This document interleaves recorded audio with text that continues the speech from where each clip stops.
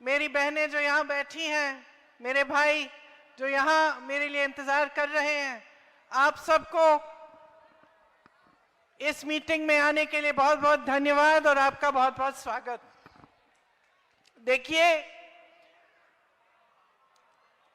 चुनाव चल रहे हैं,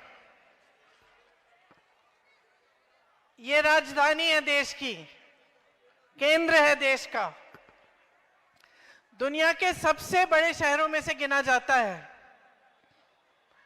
हर प्रदेश से पलायन करके यहाँ लोग आते हैं। मैं आज देख रही थी, अपने घर में 4 लोग काम करते हैं।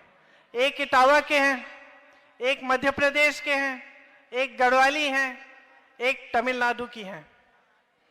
तो मेरे ही एक घर में 4 जने हैं जो दूर से पलायन करके यहाँ दिल्ली आए हैं, इस आशा को लेकर, इस उम्मीद को लेकर के उनका भविष्य बनेगा।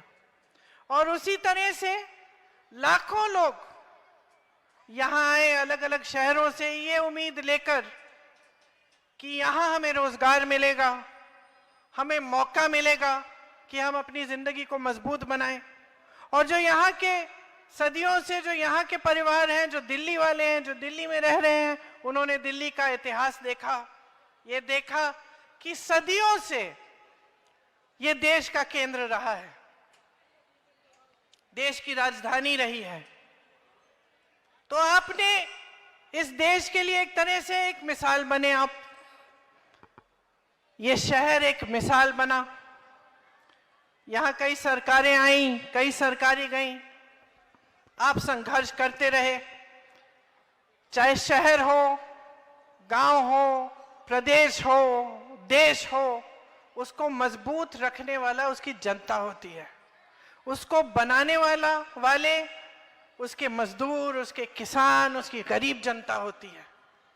और हमारा देश तो बना ही ऐसे था।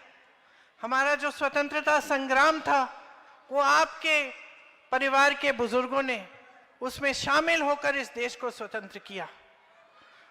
शायद आपको भी एहसास नहीं होगा कि ये देश एक किसानों का देश है, ये देश किसानों ने बनाया है, इस देश की जनता ने बनाया है। आज भी इस देश की सुरक्षा कौन करता है? किसान के बेटे करते हैं। तो ये देश आपका है। सबसे पहली बात तो आप ये समझिए, बनाया आप ही ने है, आपके बुजुर्गों ने बनाया है। और ये देश आगे भी अगर मजबूत रहेगा तो आप ही के हाथों को मजबूत करके ही ये देश मजबूत रहेगा और शक्तिमान रहेगा। अगर आपको नकारा जाएगा, इस देश की जनता को दुर्बल बनाया जाएगा, तो ये देश कभी आगे नहीं बढ़ सकता, कभी मजबूत नहीं बन सकता। देखिए, मैंने चुनाव की बात की, अब सब आते हैं आपके सामने, चुनाव के समय प्रचार करते हैं। भाजपा के नेता, आम आदमी पार्टी के नेता, सबकी बातें आप सुनते हैं, सब अपनी बात आपको बताते हैं। मैं आपसे पूछना चाहती हूं, आपकी बात कौन कर रहा है? जो आपकी बात है, जो आपके जीवन का संघर्ष है, वो कोई समझ रहा है, कोई पहचान रहा है?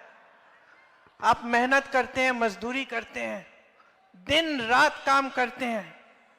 मैं जानती हूं, मैं भी इस शहर में पूरी उम्र रही हूं, खूब घूमी हूं। यहाँ सीमापुरी में भी मैं काम करती थी, एक आश्रम था यहाँ लेप्रेसी कॉलोनी के पास, कुछ समय के लिए मैंने वहां भी काम किया। और मैंने देखा वहां लाइन लगाते थे लेप्रेसी कॉलोनी के लोग दवा के लिए। वहां एक डिस्पेंसरी होती थी, मुफ्त में दवा देते थे। हाँ, निर्मल हृदय शायद, अब याद नहीं है मुझे नाम, काफी समय हो गया। तो खूब घूमी हूं मैंने, पूरा शहर देखा है, समझी हूं यहाँ का जीवन क्या है, आपका जीवन कैसा है, आपके संघर्ष क्या है। और आज मेरे ख्याल से बहुत बढ़ गए हैं आपके संघर्ष। आप दिन रात मेहनत करते हो, चाहे आप अपनी छोटी दुकान संभालते हो, या छोटा बिजनेस करते हो, या मजदूरी करते हो, या ओला, उबर या डिलीवरी में काम करते हो, या फिर किसी के घर में काम करते हो। बहुत मेहनत करते हो। मेहनत करने के बावजूद आज ये परिस्थितियां हैं कि चाहे परिवार के 2-3 सदस्य भी काम कर रहे हैं, फिर भी काफी नहीं है, फिर भी आप इतना कमा नहीं पा रहे हो कि आप सब संतुष्ट रहें और आप अपने जीवन को आगे बढ़ा पाए।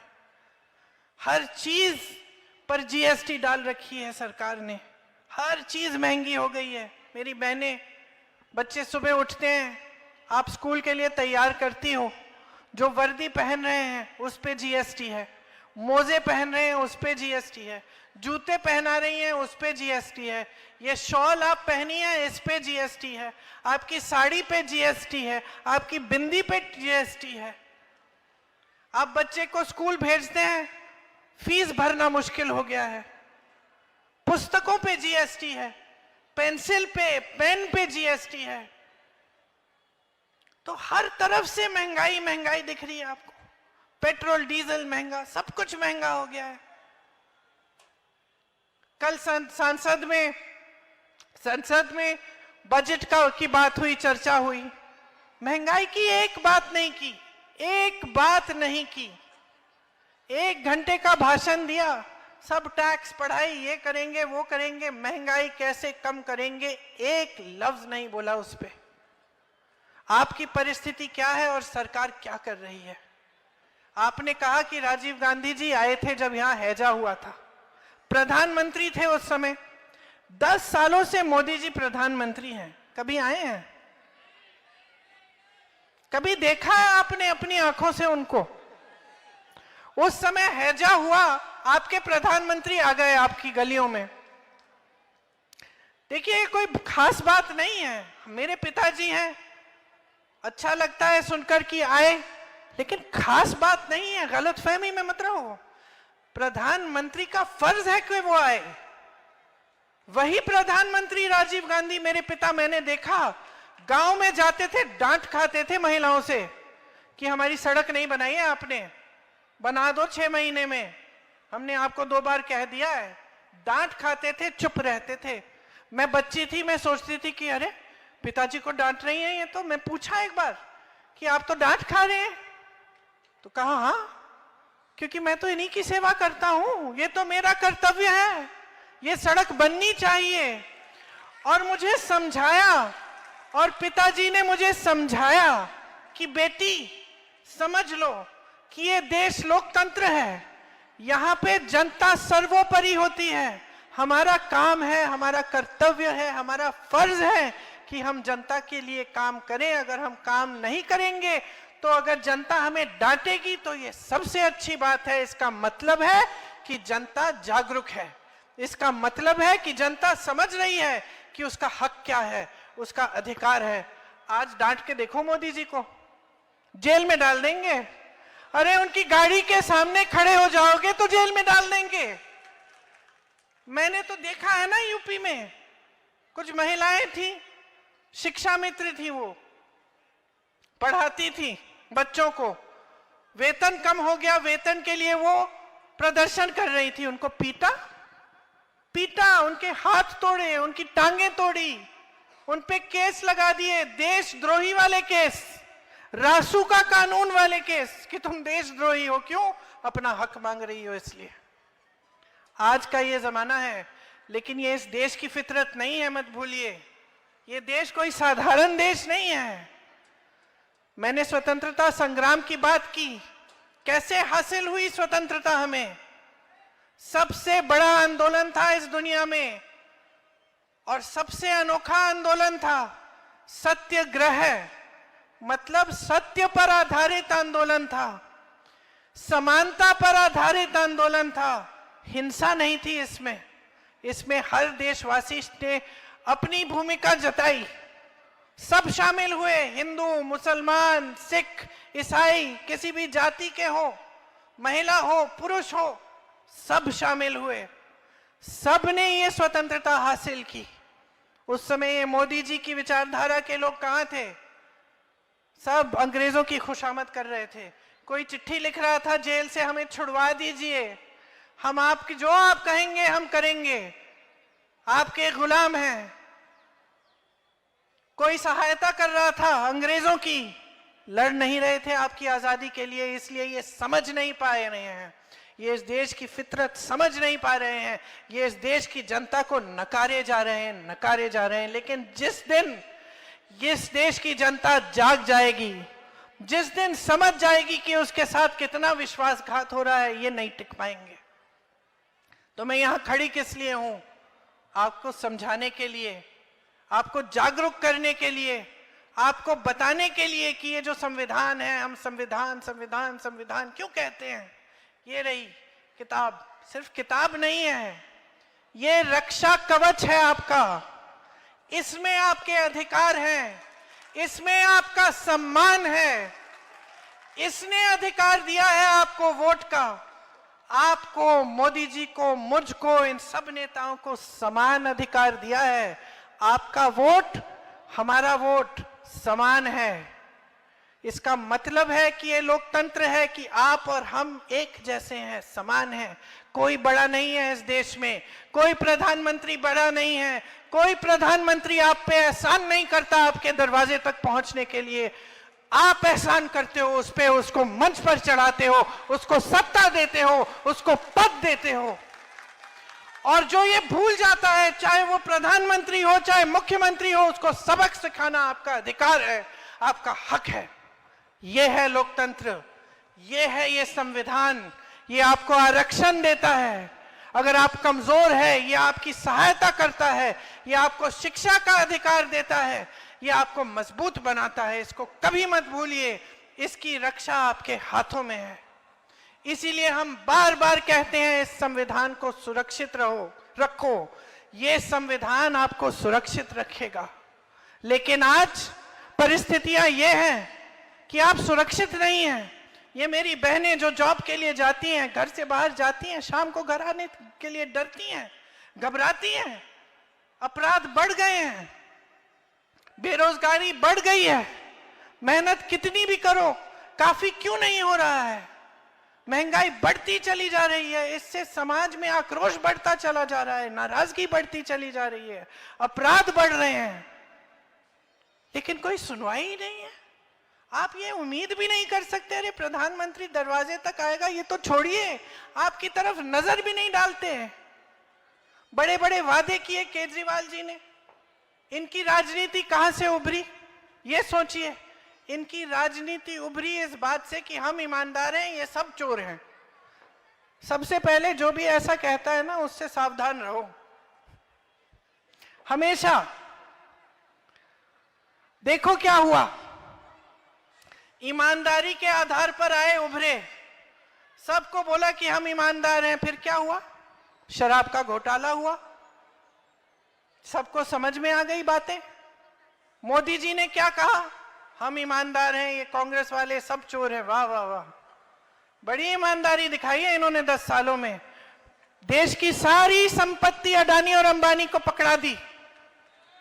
आज आपकी बिजली की बिल महंगी आती है कि नहीं आती है? बिजली की बिल महंगी क्यों हो रही है? क्योंकि सारी बिजली इस देश के अडानी जी के हाथों में है। उनको मुफ्त जमीन, हवाई अड्डे देश के, कोयले के खदान, पेट्रोलियम, सब कुछ इन दोनों लोगों को पकड़ा दिया है। जहां से आपको रोजगार मिलता था, जहां से स्थायी नौकरी मिलती थी, पेंशन मिलता था पुराना, सब खत्म कर दिया, सब इनको पकड़ा दिया। और चाहे केजरीवाल जी हैं, चाहे मोदी जी हैं, वो सब इन बड़े उद्योगपतियों के गुलाम हैं। आप देखिए, लैटरल एंट्री की बात कौन करता है? ठेके पे काम हो रहे हैं सारे इन बड़ी बड़ी कंपनियों में भी। सरकारी नौकरियां एक जमाने में सब चाहते थे, दिल्ली आते थे इस वजह से कि कहीं हमारी नौकरी लग जाएगी, सरकारी नौकरी होगी, हमारी जिंदगी सेट हो जाएगी, अच्छा पेंशन मिलेगा, जब रिटायर होंगे तब भी हम सही सलामत रहेंगे। आज वो भी गारंटी नहीं है। आप जहां भी नौकरी ले लें, आज आपको उतनी भी गारंटी नहीं है। सरकारी पद 25,000 खाली पड़े हैं, इन्होंने भरे नहीं है। बेरोजगारी आज चरम पे है। 45 सालों में इतनी बेरोजगारी नहीं हुई जितनी आज है। आप अपने बच्चों को पढ़ाते लिखाते हो। आज ऐसा जमाना नहीं है कि आप सोचते हो कि ठीक है बच्चे बड़े होंगे काम में लगा देंगे। नहीं, आप सब चाहते हो कि जो संघर्ष आपने देखा है आपके बच्चे ना देखें। आप सब चाहते हो कि आपके बच्चे बड़े होंगे, अच्छी नौकरी मिलेगी, अच्छा रोजगार मिलेगा, कोई अच्छा कारोबार करेंगे और फिर आपकी भी देखभाल करेंगे। यही तो चाहते हैं, सारे माँ बाप यही चाहते हैं। लेकिन आज आप ये भी नहीं कह सकते अपने बच्चों को कि भाई हम पढ़ाएंगे लिखाएंगे, तुम डिग्री लेके आओगे तुम्हें रोजगार मिल जाएगा बेटे। इतना भी नहीं कह सकते आप। ये भी गारंटी नहीं है, क्योंकि सारे रोजगार के साधन बंद कर दिए हैं। यहाँ छोटी छोटी दुकानें हैं, छोटे बिजनेस हैं, आप मेहनत से बनाते हो, आज आप कमा कितना रहे हो? सारे पैसे जीएसटी में जा रहे हैं। महंगाई इतनी है कि आप कोई भी कारोबार करें, सामान खरीदने के लिए आपको इतना देना पड़ता है, आप कैसे मुनाफा करेंगे? ये लोग ऐसी स्कीमें लाते हैं, कभी कह देते हैं नोटबंदी, लाइन में खड़े हो जाओ, देशभक्ति दिखाओ अपनी। सबने देख ली देशभक्ति, आप सब देश की गरीब जनता लाइन में खड़े हो गए। कहां से कहां गए वो काला धन? कहां गया? आया वापस? नहीं आया। 10 साल ऐसे ही निकल गए, कोई फिजूल की स्कीम, कभी जीएसटी, कभी नोटबंदी, कभी कुछ। कोरोना हुआ, हमने हैजा की बात की, कोरोना हुआ, लाशें सड़क पे थी, अस्पताल में बेड नहीं मिल रहे थे, लोग ऑक्सीजन के लिए रो रहे थे, मर रहे थे। मोदी जी कहां थे? दुनिया भर घूम आए, अमेरिका गए, जापान गए, अफ्रीका गए, सब जगह गए, जहां आप नाम लो वहां पहुंच गए, लेकिन यहां सीमापुरी तो नहीं आए होंगे। सीमापुरी छोड़िए, अपने घर से निकलकर जो सामने वाली कॉलोनी है उसमें नहीं गए होंगे, उस समय भी जब देश संकट में था। आज मेरी बहनें इतनी मेहनत करती हैं, आप बाहर अगर काम करती हैं, घर आती हैं, तो आपको घर भी संभालना पड़ता है। ये मत समझिए कि कोई समझ नहीं रहा है, ये बात हम समझते हैं कि सबसे ज्यादा जो महंगाई और जो समाज का बोझ है वो मेरी बहनों के कंधों पर है।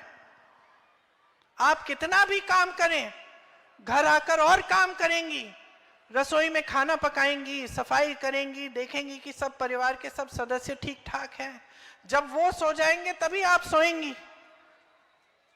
ये हर परिवार में ऐसा ही है, ये हमारा समाज ऐसा है कि हम बोझ उठाते हैं, लेकिन कौन समझ रहा है आपका बोझ, आपका दर्द कौन समझ रहा है कि आप कुछ भी करें, किस तरह से अपने बच्चे को पालते हैं। बच्चा बीमार पड़ता है, हॉस्पिटल ले जाना पड़ता है, घबराहट होती है। प्राइवेट में ले जाएंगे, इतने पैसे लगेंगे, आएंगे कहां से? सरकारी अस्पताल में लाइन में खड़े रहेंगे, कुछ मिलेगा नहीं। त्योहार आता है, घबराहट होती है, घर में लिपाई पुताई करनी है, मेहमान आएंगे, क्या मुंह दिखाएंगे? कुछ तो बनाना पड़ेगा, पैसे इकट्ठे करो उसके लिए। बच्चा कहता है मुझे ये इम्तिहान देना है, परीक्षा देनी है जॉब के लिए, पाठशाला में कुछ पढ़ाया नहीं जा रहा है ठीक ढंग से, आप सोचते हो चलो ट्यूशन लगा देंगे। ट्यूशन की फीस कितनी है, उसके लिए लोन लेना पड़ता है। आप ट्यूशन पढ़ाते भी हैं, वो बेचारा परीक्षा देता भी है, फिर भी रोजगार नहीं मिलेगा। आपको लोन लेना पड़ता है, वहां अडानी अंबानी जैसे बड़े उद्योगपतियों को मुफ्त मिल रहे हैं लोन, उनके लोन माफ हो रहे हैं, और आप इस खाई में डूबे हुए हैं। आपके लिए कोई मदद नहीं है, कोई सहायता नहीं है। आज आपके बच्चों की भी महत्वाकांक्षाएं अलग हैं। हम लोग छोटे थे तो 2-4 चॉकलेट मिलते थे, एक 5 स्टार, एक एक्लेयर, एक वो ऑरेंज वाली मिलती थी, बस। चाहे कितने भी बड़े परिवार के हो, यहाँ दुकानों में वही मिलती थी। वो 2 गुड़िया मिलती थी प्लास्टिक की, और 1-2 छोटी सी गाड़ी के खिलौने, और कुछ मिलता ही नहीं था। आजकल क्या क्या नहीं मिलता है। बच्चे फोन खोलते हैं, सोशल मीडिया में देखते हैं सब कुछ, कहते हैं पिताजी मुझे ये 500 रुपए वाले जूते चाहिए, मुझे वो टी शर्ट चाहिए, वो नाइकी वाली टी शर्ट चाहिए, मुझे फोन दिलाओ। मेरे सारे दोस्तों के पास फोन है, तो उनकी भी महत्वाकांक्षाएं बढ़ी हैं, और ये अच्छी बात है। अच्छी बात है, क्योंकि तभी थोड़ा मेहनत करने की कोशिश करेंगे, आगे बढ़ेंगे। लेकिन अच्छी बात होने के साथ साथ एक मुसीबत भी है, क्योंकि अब महंगाई इतनी है, समस्याएं इतनी है, संघर्ष इतना है कि ये चीजें दिलवाना भी मुश्किल हो गया है। अब आप जितना भी काम करें, अगर आपको बच्चे को फोन देना है, आपको भी बुरा लगता है कि मना कैसे करें, लेकिन आएगा कहां से, दोगे कहां से, जब कमा ही नहीं पा रहे हो, जब कहीं रोजगार नहीं है, कहीं आशा नहीं है, कहीं उम्मीद नहीं है। और इस बीच चुनाव में आपके सामने आम आदमी पार्टी के नेता आते हैं, मोदी जी आते हैं और कैसी कैसी बातें करते हैं।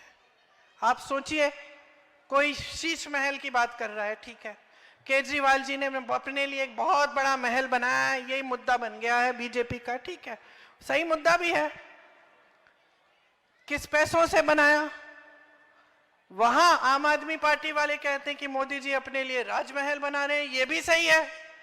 कोविड जब चल रहा था तो 20,000 करोड़ रुपए का ये सारा जो पार्लियामेंट का सुंदरीकरण, इंडिया गेट का सुंदरीकरण चल रहा था। हम लोग चीख रहे थे, चिल्ला रहे थे कि भाई अच्छा खासा पार्लियामेंट है, अच्छा खासा इंडिया गेट है, दुनिया भर से लोग इसको देखने के लिए आते हैं, इसको सुंदर करने की क्या जरूरत है, वो भी अभी जब देश संकट में है। लेकिन उन्होंने किया। तो एक तरफ शीश महल की बात है, एक तरफ राजमहल की बात है। फिर मोदी जी मंच पे आते हैं, मैंने देखा द्वारका में भाषण दे रहे थे, कह रहे थे द्वारका को हम ऐसा बनाएंगे, दुनिया में सबसे सुंदर बन जाएगा, सब द्वारका को देखने आएंगे। वाह वाह वाह वाह। तो 10 सालों से कहां थे मोदी जी?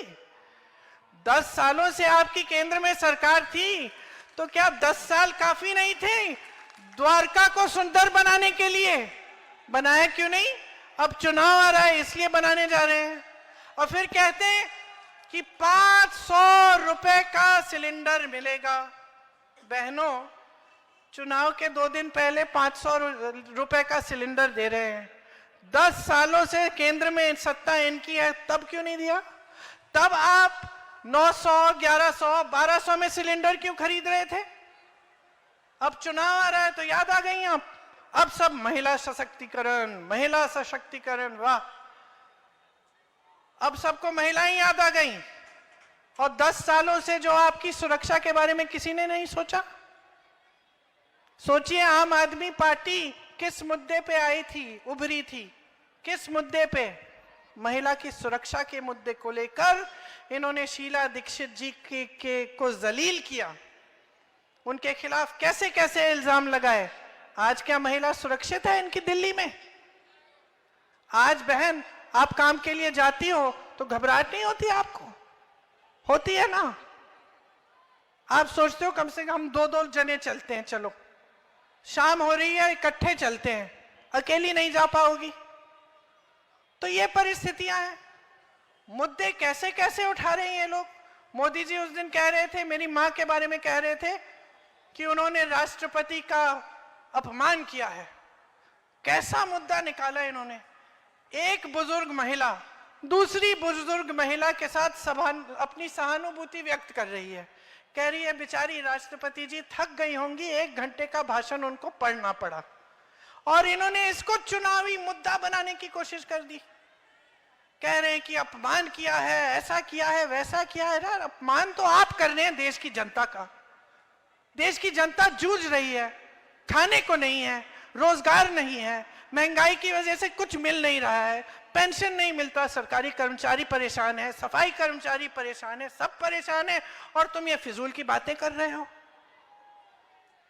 तो मैं आपसे पूछना चाहती हूं बहनों और भाइयों, जागना है कि नहीं जागना है? असली मुद्दों पर उतारो इन्हें, सही मुद्दों की बात करें।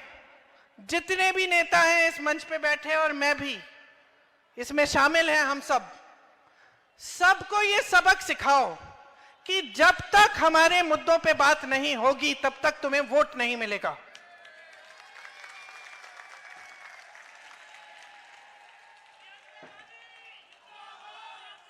और जागरूक बनो, जागरूक बनो, हल्के में मत लो ये बातें। यहां आए हो, बैठे हो, मेरी बातों को सुन रहे हो, तो जागरूक बनो, समझो कि इनकी राजनीति क्या है, क्या हो रहा है आज इस देश में। मैंने अडानी जी, अंबानी जी की बात की, इससे आपका क्या असर, आप पे क्या असर हो रहा है, समझ रहे हैं आप? जब देश की संपत्ति सारी 2-3 बड़े बड़े उद्योगपतियों को दी जा रही है, तो किसकी संपत्ति है? मोदी जी की है? केजरीवाल जी की है? किसकी है? आपकी संपत्ति है, आपकी संपत्ति है। कैसे? जो स्कीम्स बनती हैं आपके लिए, जो आपके लिए सरकार करती है। इंदिरा जी ने अगर ये घर बनवाए, किन पैसों से बनवाए? अपनी जेब से तो नहीं निकाले उन्होंने पैसे। और मैं अक्सर अपने नेताओं को भी कहती हूं कि ऐसे मत कहिए कि इंदिरा जी ने दिया नहीं, ये जनता का है। इंदिरा जी ने अपना कर्तव्य निभाया।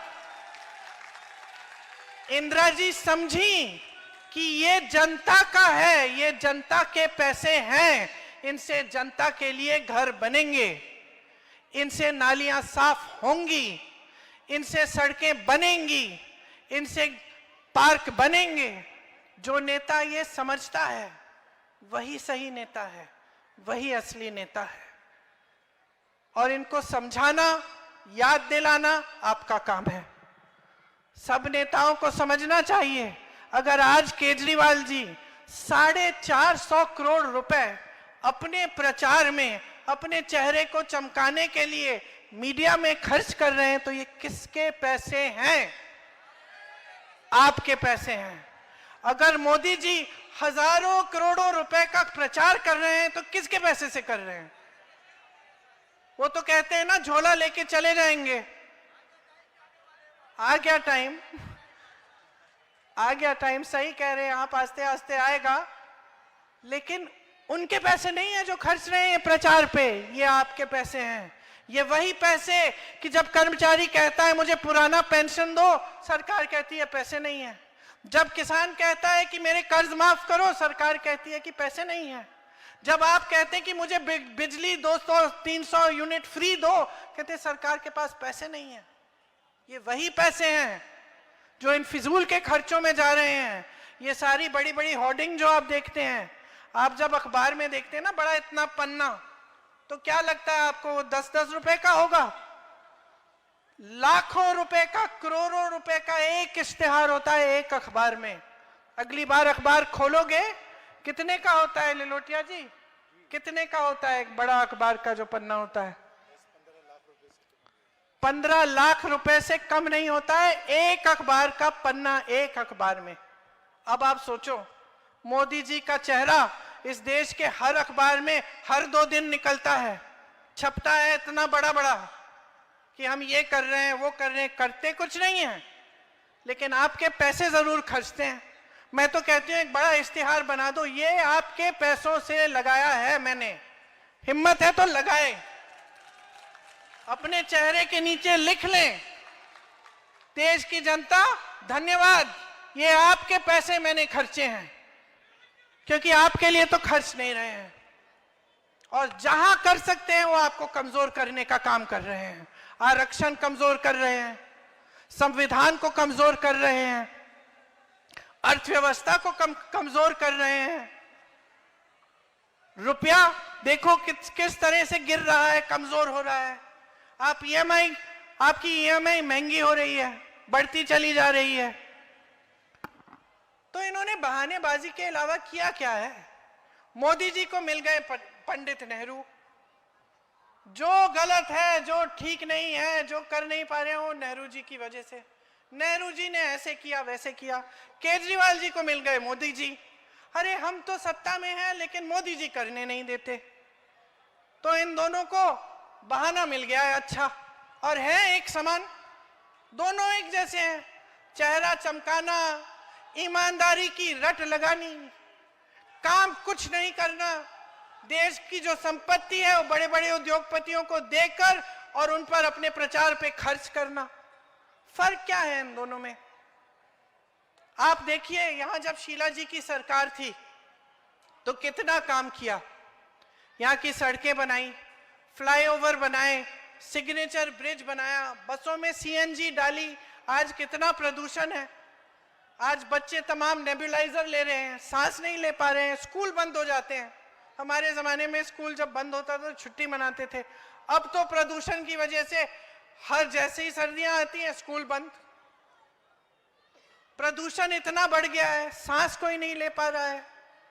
शीला जी ने सीएनजी की बसें लगवाई, अंडरपास बनवाए, ये जितने बड़े मॉल देख रहे हैं इनकी नींव उन्होंने डलवाई, बिजनेस के कॉम्प्लेक्स बनवाए, नया सचिवालय बनाया, नए सरकारी आवास दिलवाए, मजबूत इंफ्रास्ट्रक्चर बनाया, सुअर की सफाई कराई, पानी दिलवाया, कॉलोनियों का नियमितीकरण किया, देश का सर्वश्रेष्ठ मेट्रो दिल्ली में बनाया, नींव डाली। आज मोदी जी और केजरीवाल जी उसमें बैठ के मजा ले रहे हैं और मोदी जी कह रहे हैं कि मैंने बनाई किसने थी? शीला दीक्षित जी ने।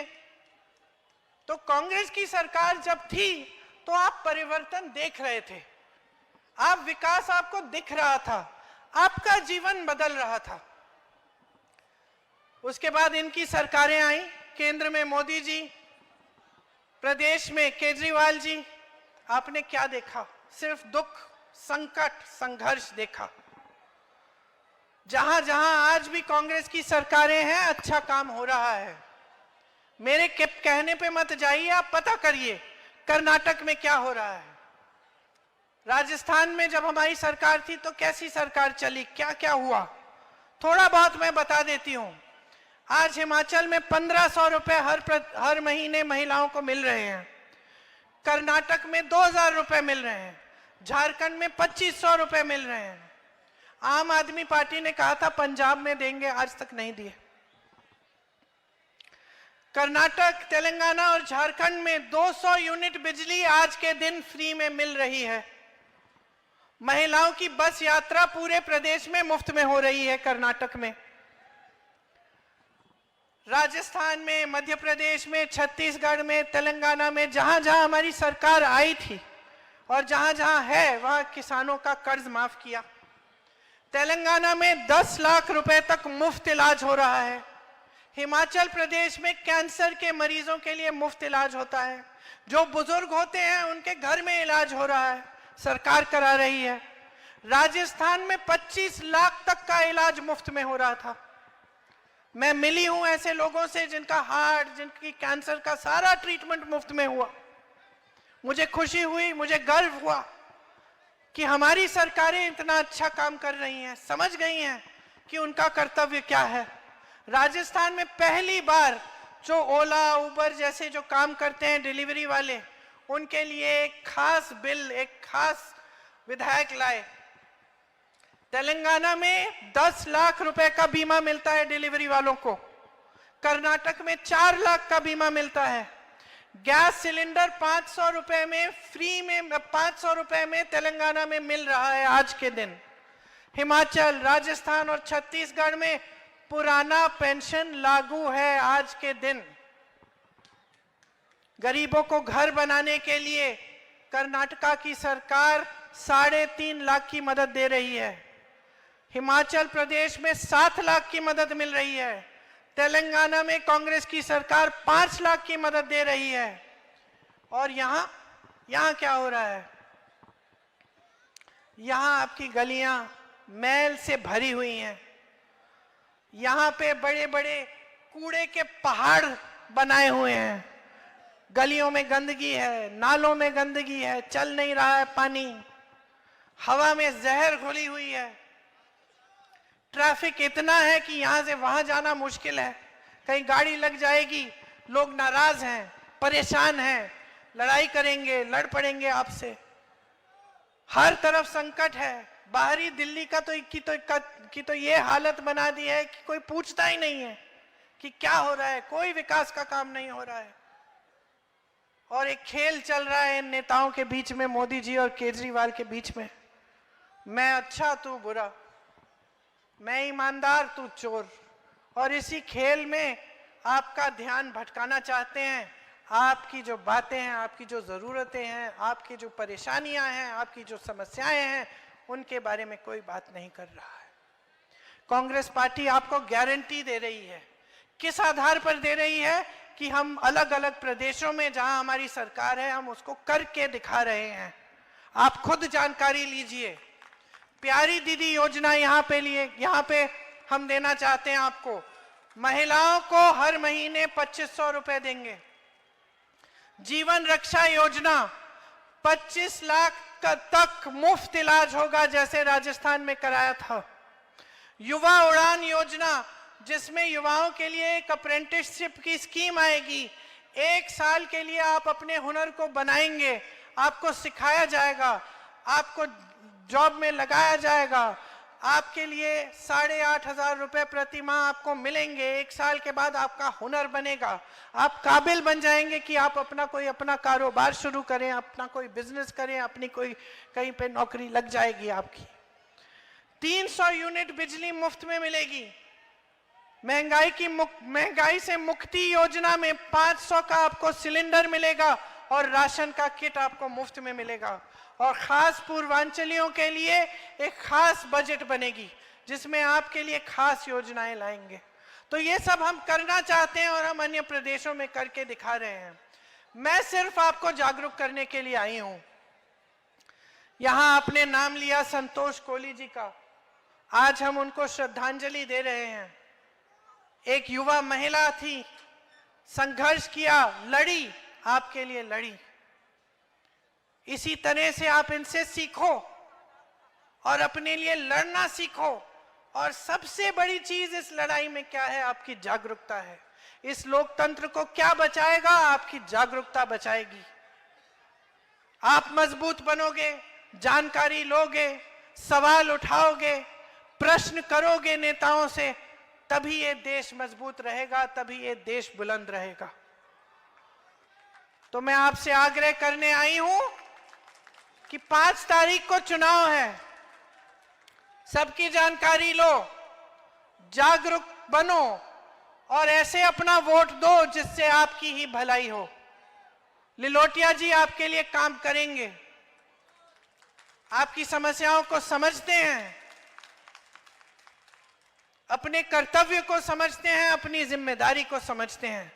इनके हाथ मजबूत करिए, भारी से भारी बहुमत से इनको जिताइए, कांग्रेस की सरकार दोबारा दिल्ली में लाइए ताकि आपका भविष्य बदले, आपकी दिल्ली बदले। इस दिल्ली को जिस पर हम सबको गर्व है, इस दिल्ली को आप बचाइए इन लोगों से, इस गलत राजनीति से। आप सबको बहुत बहुत धन्यवाद, बहुत ध्यान से मेरी बातें सुनी है। जय हिंद।